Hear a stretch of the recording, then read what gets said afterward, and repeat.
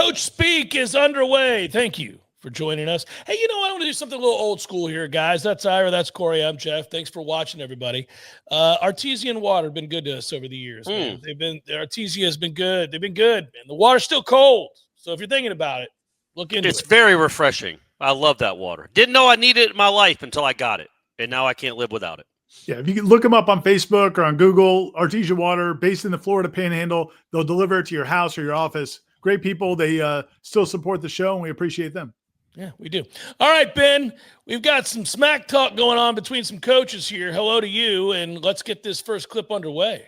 What's up, guys? This is actually going to be our first clips. It's a joint clip. So we start with Brent Venables, Oklahoma coach, on his weekly coaches show after a loss to Ole Miss. He casually kind of drops that he felt that the Sooners were the better team. And, of course, Lane Kiffin was asked about it, and he gives his opinion, which is hilarious. All right, here we go. And, again, unfortunately, we have to learn, from some really tough, mistakes. Hate that for our guys. I felt like we were the better team, but at the end of the day, it's a game of performance and executing, awesome. And I thought they'd out-executed us. Your thoughts following the game, Coach Brent Venables said you felt like he had the better team. Just your overall thoughts on that. That's a gotcha question. Interesting take. That's a hot take. You had a better team. I wouldn't have thought that people watching would say that. I felt that we won at their place in weather that as a defensive head coach you would normally wish for, and won by 8 points. And I think we left a lot out there. I think we should have won by a couple scores. So I don't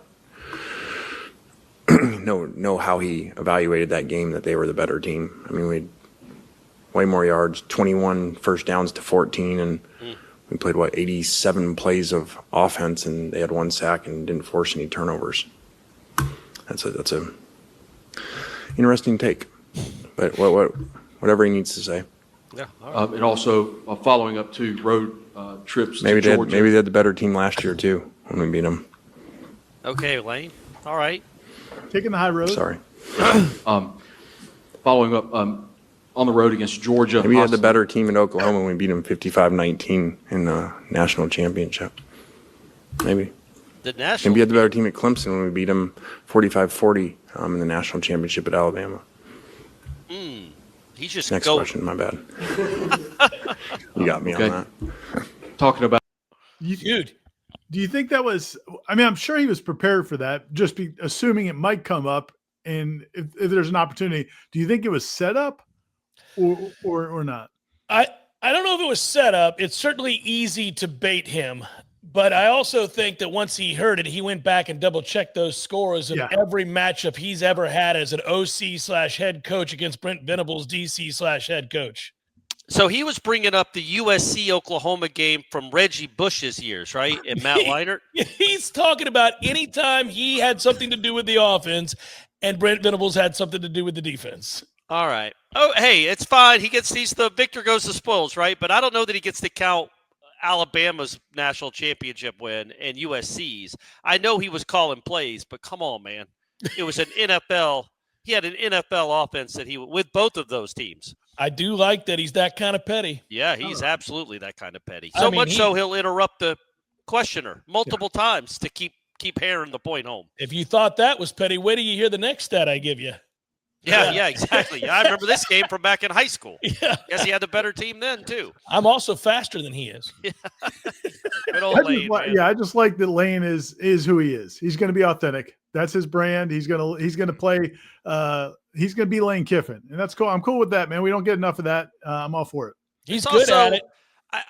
He's not wrong to his ears perked up that's a dumb thing for Venables to say. I don't think they're the better team. It didn't seem fluky that Ole Miss won that game. You could just say we didn't execute without saying I think we were the better team. Yeah, you better damn well know you're the better team if you're going to float that out there, and some fluky stuff has to happen for you to ever even venture down that path. I wouldn't do it either. You can say it in house. Oh, right. Right. And maybe he got lost talking to his coaches show guy and thinks this is just going out to the Oklahoma fans, and it's not going to end up on Twitter. But well, he knows that Ole Miss reporter is just looking for anything, any scrap to throw at Lane. Like, hey, Lane, feast on this. I'm sure it's a quirk of the way that we had to pull the audio or the video. But if the coach's show at Oklahoma really is featuring that big fat host who's asking the questions and the camera just locked in on him, God bless that host. That's awesome. Good for him. He's like, now, guys, listen, when we do this show, I'm front center.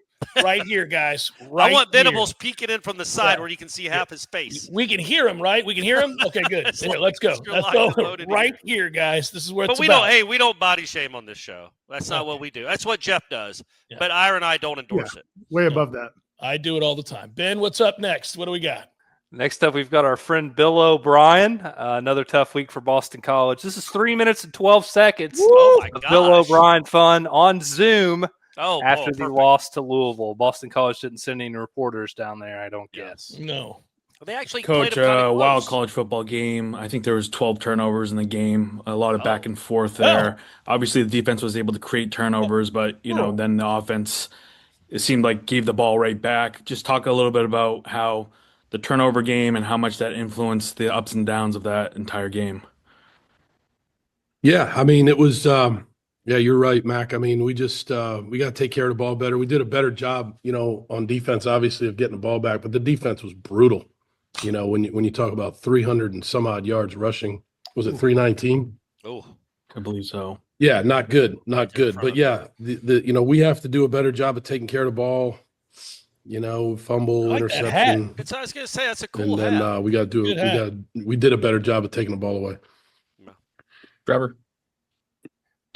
Like you said, some positives, some negatives defensively. Just can you assess more of the play overall, just what you guys learned from this game and carry forward to future games? What? On defense or on the whole team? Defense. The end of the season. I mean, we got to stop the run. Yeah. I mean, I don't think I've ever been in a game where I've seen that many long runs. So I got to coach it better. Yeah. I have to coach a lot better than I'm doing. I have not done a good job this year coaching. I have not done a good job. Coach, just talk about the way Grayson managed the offense, a number of really long plays. That's the iPhone guy. Points on your first 3 drives. Yeah, where's he? He's not there. Yeah, he did a great job, Rich. He did a great job. This is after the game. He managed the game very well. I'm sure there's some plays he wishes he could have back. He was playing injured though. But he's a kid that understands the difference between pain and injury. Yeah. Like he understands the rest that. of these wusses. And there's a big difference there. And he fought through it. And I got a lot of respect for that kid, man. He's a gamer. Not a kid. He's a grown man, and he did a hell of a job. Kevin? Back to Trevor. Hey, Coach. You guys dominated time of possession in that first half. Different in the second half. What do you think was different? Yeah, no doubt. Turnovers. I don't think the time is that big of a deal, though, Kevin. I've told you that before. I think it's turnovers. It's red area percentage. It's it's third down conversions, things like that. I don't read too much into time. I've been involved with. We possessed the ball, in games that I've lost for 32 minutes and didn't win the game. So I don't know. 32 whole minutes out of 60? Especially with our defense. You better score. Last question, Graham. Yeah, Coach. Just the fourth down at the end of the game in your own territory and deciding to punt. Oh, here we go with Graham. It was 4th and 8, Graham. I mean, it was 4th and 8. I just think it's 4th and 8. The chances of us getting a 4th and 8 with their pass rush and it wasn't going to be good. So I decided I don't look back. I thought that was a good decision. Okay. Punt. We got timeouts. We got 3 timeouts. See if we can stop them. Couldn't stop. Because you can't get stops. You said that. Yeah, that's a fair point that Graham, I think, would have brought up immediately after that. It's like you just said your defense was horrible. You just told me you weren't going to get a stop. You'd never been involved in a game where people were able to run up and down the field as often as Louisville did in this one. And if you watch that game, Louisville iced it on 3rd down with like a 70-yard touchdown run. Yeah. I think Bill O'Brien, first of all, I love the fact that now we know all of the interpersonal relationships between Bill O'Brien and the press corps. Graham. Boston College. Yeah. Graham, Well, he doesn't. He Trevor, hates Graham. Kevin. Trevor, he's always squinting and listening real close Trying to to see if he hear can Yeah, track trying to what hear he's what the saying. hell he's saying. Trevor's good-hearted. He's not enemy fire. Correct. Trevor's he just talks really fast. He is But- admonishing Graham these days. I've told you this, Graham. Yeah. That's what I think every time he punts now, he should like hold up a flag, like a sign that says "Suck it, Graham." Yeah, Graham, you like this? Yeah, you got something to talk to me about after the Dude, game if now. he knows where Graham's spot is in the press box, he turns gives him a thumbs Just- up. or We're gonna just punt, Graham. flicks him off. He Either should it's start like- showing him he should start doing the punting motion to Graham. Like go over there, like I'm gonna punt, buddy. or it's like it's 3rd and 14. He And he looks punts. back. Oh, might have to punt. We don't pick this up, Graham. He should punt it on 3rd and 14 and then look back and go and do the guns. Do the guns to Graham. Oh, give the guns to Graham. What you think of that, Graham? Ben, what do we got? That was great. We've got some coach speak history now, guys. For the first time ever, we have our first full press conference. Don't worry, it's not that long, and it's plenty awkward. It's Jim Mora's weekly press conference at UConn after an overtime loss to Rice. Come on, Huskies. Come on. Coach, a couple of words about this week. Yep, we're just getting ready for what's going to be a very challenging game against a good opponent that is coming off a big win and a bye. Any questions? Jim, did you break the season up into thirds, quarters, like this last 4 games? No. Okay, fair Is it answer. just always just the next game in front of you? Correct. Yes, correct. Yes. Okay, good. He started Is there shaking any his head before he even heard carryover the when question. you lose not 1, not 2, but 3? Do you notice there's a little less bump in their step in practice today? Any less energy in their step this week? Well, we haven't lost 3. In overtime? Well, you didn't say that. Sorry. No less bump in their step. Okay. Determined. Tonight, UAB, what do you expect from them, and what are your keys going into this game? Well, we played them last year. They played us, so we know each other a little bit. We've got Okay, film to look at. so he played them and they're they a good played- team. they They're played us. physical. They're talented. They reciprocated, Corey. So when you look at your film and you analyze big plays the other team made, is it possible sometimes that you guys did everything you were supposed to and just made good plays? That is possible, yes. Did you see any of that in some of the big plays you gave up? I think if you look at it that way, you're looking at it the wrong way. I think you've got to say, what can we do better to make sure that we eliminate the big play regardless of what our opponent does? You look at the run, where are you kind of seeing the struggles coming in there? We're throwing the ball well, so we've moved away from the run. Okay, all right. Okay. What ends up being different about preparing for a team with an interim coach? Nothing. Nothing. Okay. These reporters What kind of right. challenges does Kid present if he is indeed healthy and plays? He's healthy.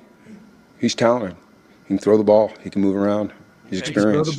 Quarterback. Okay. Are you concerned at all with the run defense? Is that something that you feel like can be fixed? Is it... Well, it's not broken. I'm concerned about everything. Okay.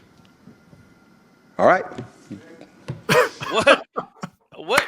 What's going on there? Like, I don't know. it can't be that much animosity on the UConn football beat. And I think they've had a decent season, right? So Yeah, they beat Boston College and the previous head coach we just saw 38-23. I remember Trevor asked Bill O'Brien about it after the game. Yeah, they beat FIU 51-10.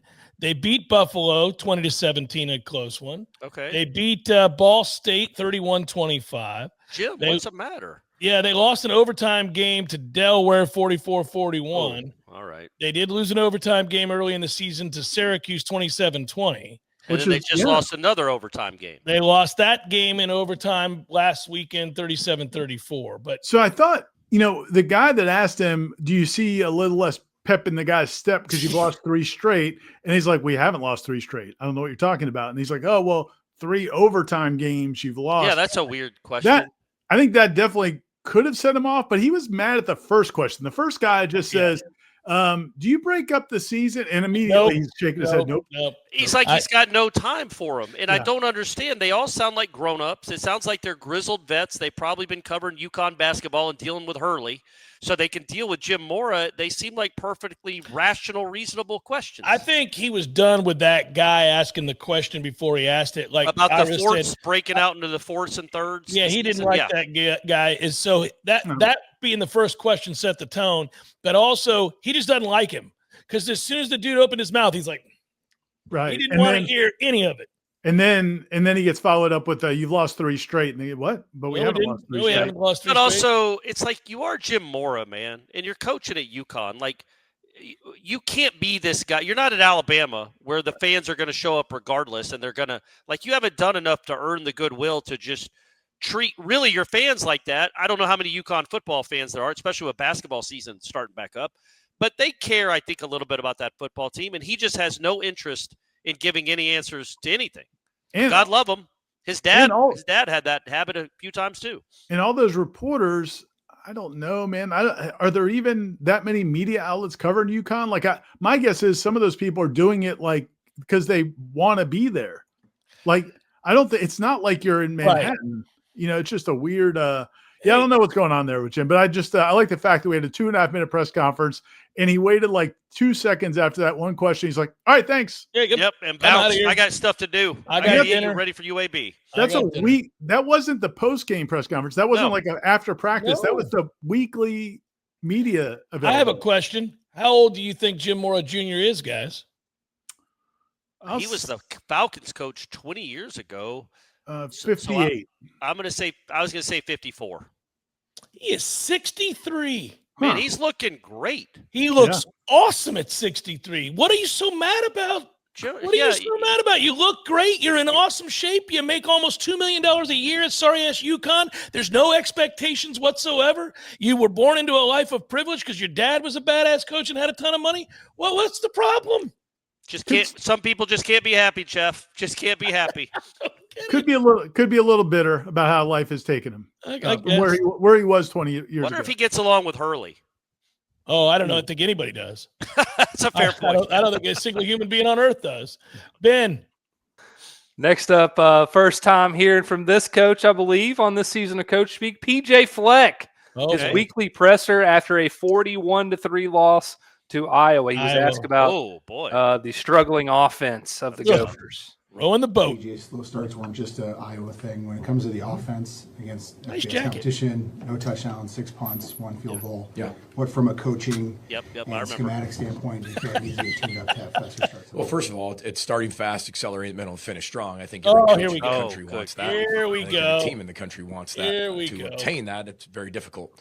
You see teams maybe don't start fast, they finish strong. Maybe they don't really start really fast. Accelerate in the middle. Strong. This is not going to do it. There's a lull You in the scored middle. 3 You don't win points. the middle late. You do Which win the middle phase late. were you good at? Great thing about college coaching is there's always something to fix and there's always something to get better at. Identifying it is one thing, and then going out there and executing it and making it better is another thing. And that's what our team's working on. If you're a fix-it kind of guy, overlooked at all. This is the job for you. But it comes down to an execution piece. Just answer. And that comes down. Use real words. To our coaches putting them in the position to be really successful, that giving them things we can handle, and then up to players to say, we are going to start fast. Just say we couldn't it's block a combination them. of all of us. They're really good, and we couldn't block them. It's Iowa. What are you going to do? This is a disease. It's a disease in college football. Just answer the question. We cover a coach. I mean, you can't ever get a straight answer. Just come on, man. He's not that. No, he's not that rehearsed. No, that sounded I'm like not saying he is. I'm saying that inability to just answer a damn question with some sort of normal, straightforward language. Well, that sounded like hear your motivational speech. Yeah, that's why it sounded like somebody asking, like, "What's the best way for me to retire at 50?" And then he just went right into his spiel. Well, you got to accelerate the growth. You got just speaking all nonsense. It was your camp clinic speech, coach's clinic speech. 100%, and a lot of them do it. We start fast, we accelerate in the middle, then we finish. It's like, Coach, you just scored 3 points. Yeah, you didn't do it. And sometimes you start fast, but you get slogged down in the middle. But then you finish strong. Sometimes if he can hurt himself, like say that out loud to yourself. Like, how does that? You sound like a Saturday Night Live skit. Or I wonder if he goes back and watches how he looks, because he looks like a Saturday Night Live skit with the way he's talking. Like that's the motivational speaker speech. Like it's insane. They ought to do something very similar to that. He's kind of wearing a similar jacket too. He could have picked up the reporter and no, but here's me. I'm gonna do something like that. I'm gonna like answer my wife when she says, "Hey, do you feel like eating out tonight? I don't want to cook, but I'll tell you something about eating out." And then they're like, I know. You got to make a reservation fast. You got to make sure they're open. You got to identify the places that are open. You got to identify what kind of food you want. What are we looking to do here? Yeah, I mean, like, how you gonna finish? How you gonna finish? You gonna finish strong? Didn't you say you were gonna sweep the back room earlier? Well, see what happens is sometimes you sweep, and then somebody comes behind you. The dog comes in, they make a mess. Then you. It's all about the process, Ira. Yeah, it's all about the process. It's not what we do. Go ahead, Ben. Let's keep it in the Big Ten. We've got Dan Lanning now. He was asked a question about his backup quarterback situation. Oh, what? Fans are still very much fretting about the backup quarterback situation, Dan. Just what aren't Austin or Luke doing, or what do they need? Like, our backup quarterback went 4 for 4 tonight. We won the game. You don't have to tell me. I'm just. Well, then tell them. I mean, they should go to our locker room and see them carry Brock Thomas up in the locker room after the game. Like, our players see it every day in practice. When has Brock come in and not performed well for us this season? He's done what we've asked him to do every time he's come in. So people should stop worrying about it. And they should also know that those other quarterbacks are doing a really good job in practice too. But Brock's playing well, guys. Right? Watch the film. Real quick. We've talked about when the reporters use that, as Corey did last week, when you use the fans as the crux of the question. Yeah. People want to know. And then he's like, well, you don't have to explain it to me. Well, you tell him then. Yeah, I like that Lanning throw it back at him. Yeah, you tell him. Yeah, you write this down and give it to him. Yeah, they won by 2 touchdowns. The game was never in doubt. I don't know what the hell that guy's asking about the backup quarterback for, but is one of them like a highly recruited guy that they're surprised he's not playing as the backup behind Dante Mora? That's the only thing I could think. Remember when we used to cover a program that would use backup quarterbacks and wins, and you're wondering, like, I wonder who's in line to be the starter next year on that championship squad? Yeah. No, that's weird. Their quarterback's good. The backup doesn't need to be out there. I don't understand what that question was about. Go ahead. Those are definitely top 5 ranked team problems. Yeah, 100%. Yeah. The depth chart behind the starter. Oh, let's go to Matt Rhule and Nebraska now, who was asked about the atmosphere in the win over Northwestern. Big win, right? Big win for Nebraska. Our crowd at home is a distinct advantage. It's a true. Not to steal it from A&M, but it's truly a true 12th man. Oh. And, I'll be honest with you. Like, I'll be careful what I say here. Uh-oh. Let's hear it. I'll go for it. What are you doing? Is he wearing football pads? Like, I'm sitting at the couch after the game. My daughter's like, did you hear the chant? My youngest one, the 10-year-old, she's like, did you hear the chant? When they were saying refs, I'm not saying that's okay. But it's like, hey, let's get past. We're Nebraska nice. I get all that, but like, let's have a real game day environment. That was an unbelievable game day environment in a battle where we're, like the game's coming to start kind of slowly, like the lead evaporating, and our crowd last week just kept amping it up and amping it up and amping up. Like that was a difference. That was a different crowd than 2 years ago. You know what I'm saying? And so our crowd's awesome, and it's a night game. I think it's going to be an electric atmosphere. What was he saying about what were they chanting? I think it was something with the refs or something. The refs, yeah. But I like that he goes, I know Nebraska's nice and all that. And that's the funny thing, because if you talk to people that played in Nebraska through the years, that's the one thing everybody says is how nice their fans are. Yeah. Like it is apparently just unbelievably, I haven't been there, but apparently they're just welcoming. They're not mean. And it's like Matt Rhule's like, no. We want you to be mean. Is that what he's saying? He wants them to be all riled up and mean? Yeah. Okay. What he needs to, I have been to a Nebraska game twice, and Lincoln is awesome, and they are good fans, but namely because they appreciate a good play. So, like, if you make a good play as an opposing team, they'll clap for that, which you don't see that very often. No. And if it's a good game, even if they lose, they'll clap for you as you leave the field, which is very strange as well. They did. That was what Bowden said they did in like 1980. No. They do it. It's their tradition. Right. Okay. It's what they do. Well, that's a dumb one.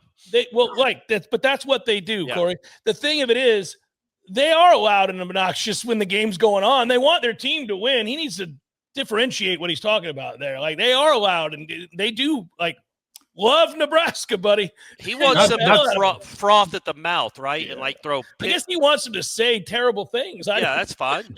Yeah, Not 2 years ago. I mean, definitely, clearly, if they were going after refs and he was like debating, should I say this? Is it okay to encourage this? Oh, what the hell? I'm going to go ahead and do it. Yeah. And you know, I mean, I don't know that your fans need to be coached on how to be mean to the refs, but apparently 2 years ago they wouldn't have been willing to do that. So do you think they were chanting "refs, you suck"? Because we hear that a lot. Or were they cheering like a curse word at the refs, like "F you refs," but saying it? The way he wouldn't say it made me think the curse word, but I don't know. You never know with Matt Rhule. I do know that it looked like he was wearing shoulder pads. To me, it looked like he was wearing like full-on football shoulder pads, which would be awesome for coaches to do that. He's also very fidgety. Very fidgety. Yeah, he's uncomfortably fidgety. Yeah. What's going on with Matt Rhule? Get it together, Matt. Stop you're too good a coach to be all fidgety and weird like that. Out here fidgety. Yeah. He's fidgety because of the Penn State job he's thinking about. Well, yeah, he can hear it. He can hear it pulling out. Well, he better be thinking about USC because that's who they have next at night. That should they can't win them all, Jeff. They can't win them all. Good grief. Ben, what do we got? All right, next up we've got another guest that we had on the show a lot last year, but we haven't featured this year. That's Deion Sanders. He was asked about several coaches being fired mid-season and about the patience of programs and fans in today's college football this will world. be an interesting insight. Here we go. Hey, Coach. Shane Holcomb, Scobo Sports. I just want to get your comments on recently we've seen a theme across the college football landscape where, teams are moving on from their coaches faster than ever. Yeah, do you think that, these schools and fan bases have lost the sense of patience in the process of building something? Well, there's no one patience in this world. How do we exude patience when we could call up right now and get a pizza delivered right here? That you could call and get a ride waiting outside for you. Everything is expeditious in this country. Everyone wants the quick fix, the quick things. You got mail order brides too, right? You get married, okay, right all away. Right, you get a BBL. You could come in here flat as I don't know what, and leave thick as a Snicker. So this is a different country that we live in, man. Ain't nobody got no patience no more. I understand that, and I don't either. I don't have patience as well. I want things done right now because I'm used to getting up there working, putting in the work, and you want the results from the work you put in. It don't oftentimes work like that. That's a great question. I appreciate that. Okay. Hey, that was his own version of Dave Aranda. How many he appreciated that question. How many coaches, how many college football coaches know what a BBL is? And I did not know until I've read the story about this interview. Can you inform a Brazilian butt lift?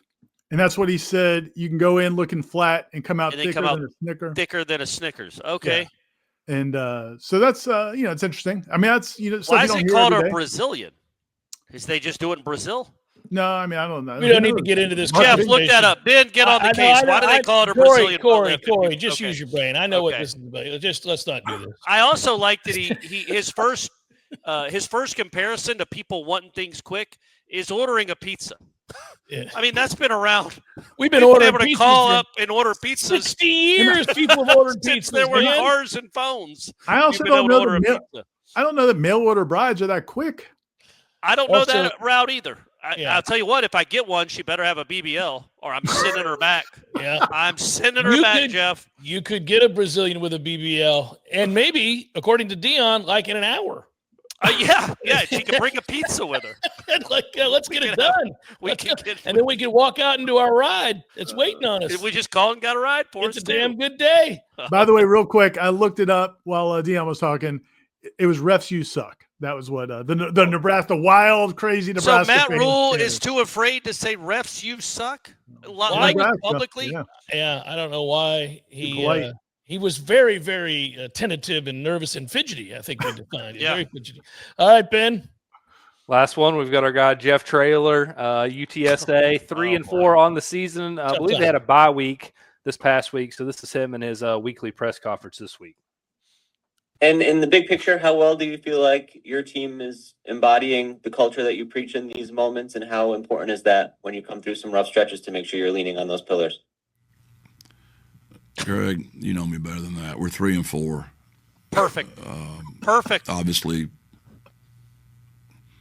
when you do the math on that, I'd say we're less than 500. What you're a lot smarter than me, Greg. What's a 3-4 winning percentage? What is that? A 40-something%? 42, maybe. I'd say we're. Yeah, sure. I would say we're around 40. So that's a big F, Greg. There's nothing good. I'm saying the same thing you are, Bubba. I really don't want to blast my kids and my coaching staff for everybody in the world to see, but we're feeling just what you're feeling, brother. And this is coming off a bye week. Yeah. Anything else for Coach Traylor? All right. Thanks, everyone. Thank you. God bless. Birds up. Birds up. Nice. Okay. I guess that's Roadrunners. Birds up. I like that dude more every time he talks. Isn't that more refreshing than what you usually hear? We just got to rally the troops. We got to find That's what I was wondering. What do you think? I love it. As a fan, would you? I don't know. Yes. They're 3-4. We have eyes. I would say maybe the difference is maybe they were good last year. I haven't been keeping up with the Roadrunners historically. But the difference of what we're all alluding to is what's going on at Florida State. You've heard it now for 15 or 16 straight weeks. So it gets old and old. Maybe this is the first time he's dealt with this. So as a fan, you might be, all right, I'd like a little more positivity out of my head coach. But when you've lost a bunch in a row, you're tired of hearing the positive. That's the perfect retort. It's like, Bubba, we're 3-4. I've seen it like you've seen it. What's that winning? I don't know. Great. Yeah, there are no pillars to lean on. We're not any good. You asked them, how do you feel like the players are embracing your culture? Yeah. And the pillars. And the pillars of your program. Not well. I want to point out, they had a big win against Colorado State, 17-16. After that, the following week, they lost to Temple. That's a toughie. Then they lost to Rice. Oh, no, they beat Rice 61-13. Something UConn couldn't do. Wow, 61. They beat Rice 61-13. 61-13. Wow. Now I know why Jim Mora is so salty. Yeah, man, that'll suck. But North Texas beat that ass 55-17. Yep. So this is the frumpiness that we're hearing here. This is my man on the wrong end of 55-17. I like that he just goes sub 500. Yeah, sub 500. He couldn't be talked into like finding a positive spin on it. He's like, no, they're not embracing anything. We're 3-4. And I do like that he called Greg Bubba. Yeah, I'm his brother. Yeah, I think he called him brother too. Brother and Bubba. That he was likes awesome. Greg because Greg is the only reporter covering that team. And Greg cares. And Greg will go on the road with them. Yeah, Greg will be there. That's why I was kind of mad at Jim Mora. Is like, appreciate these guys coming out and covering your program. Like they don't have to, and this Greg certainly doesn't have to. I think Greg's a one-man show, if I remember correctly. Greg hosts the coaches show. Greg is asking the questions at the doing a lot of stuff. Yeah, Greg's on the road. Greg's running the website. Greg, I hope Coach Traylor cares or appreciates it. Yeah, Traylor's like, man, my man Greg is out here doing it all, gang. If Greg wasn't here, nobody would know we had a team. I know what you're trying to do here, Greg. I know what I appreciate it. We can't do this. Come on, Greg.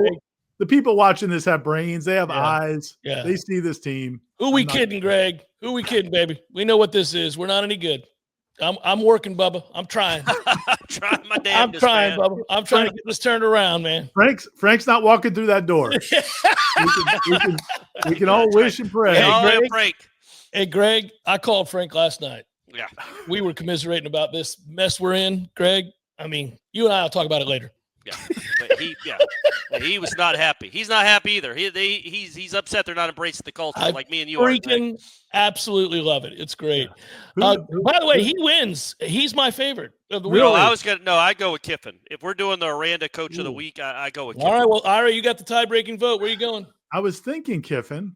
All right, well, then go with Kiffin. But you got me thinking about Traylor. But dude, Traylor was so authentic. Finally, it was just beautiful. I don't mean finally for him, just any of these coaches. It was beautiful. What about PJ Fleck? Oh no! sorry, Ben. Ben, ice that out. Yeah. Or just beep it. Just beep it. I would say, you know what? I love the honesty, but I'm going Lane. You like shots. You had the good fortune of covering Steve Spurrier, and Lane's the closest thing we've ever had to Steve. So I do like Petty.